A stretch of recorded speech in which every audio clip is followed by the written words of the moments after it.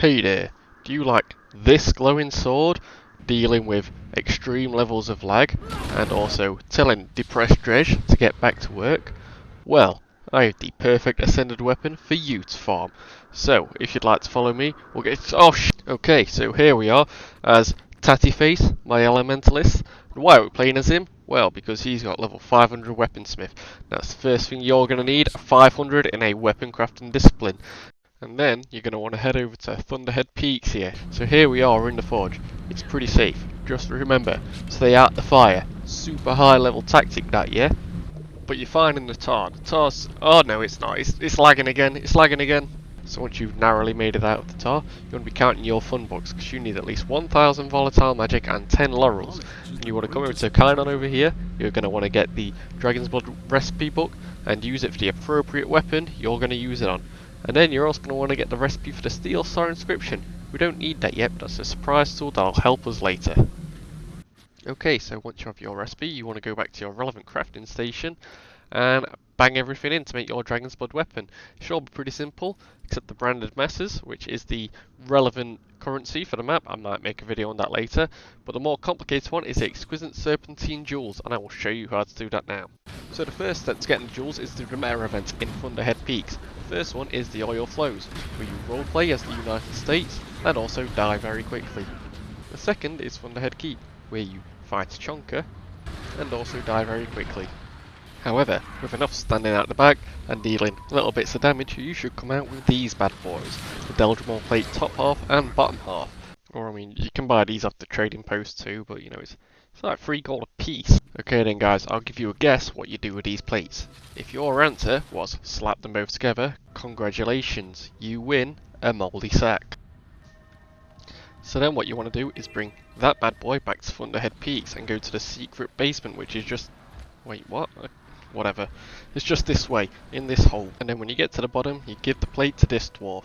I guess he needs a plate to eat his lunch off. And he then gives you another plate. It's on my back, trust me, it's blue. You can't see because of the backpack. It's blue, I'm taking it to the blue door. This brings you to the sauna, where there's a ghost dwarf here. He wants you to get naked with him. Unfortunately, you have no choice, because there's an achievement tied to it. However, I found with no clothes on, it made me much lighter. It made getting to the end of the jumping puzzle much easier.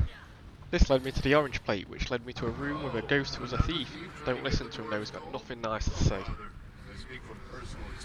Oh, and just a hint, you can't make it through the lava. This lava is not messing around. Oh, and watch out for this tripwire. Yeah, sure mate, I'm not dead yet.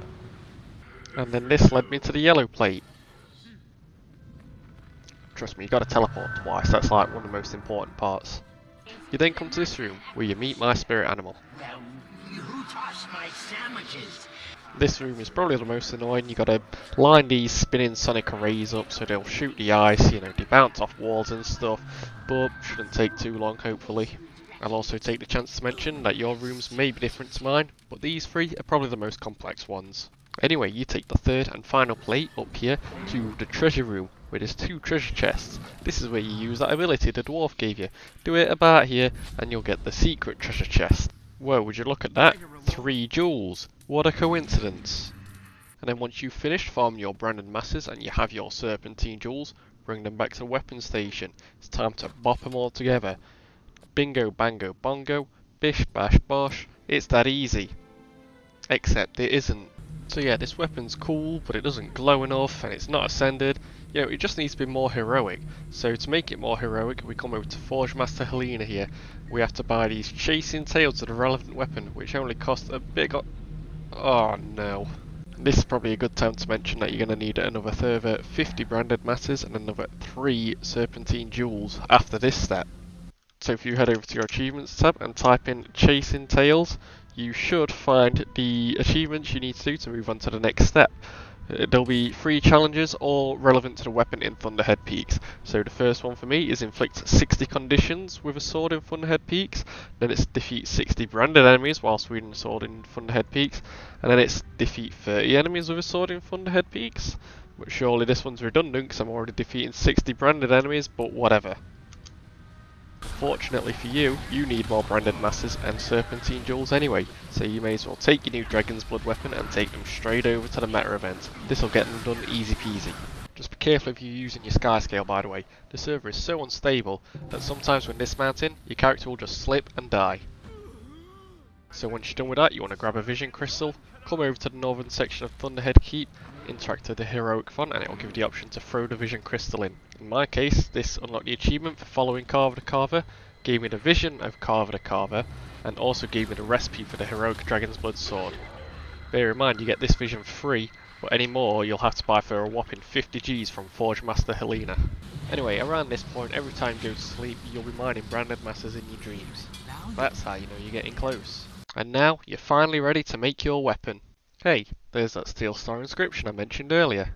Take everything you got, combine it with some ascended crafting materials, and there you go, heroic Dragonsblood sword.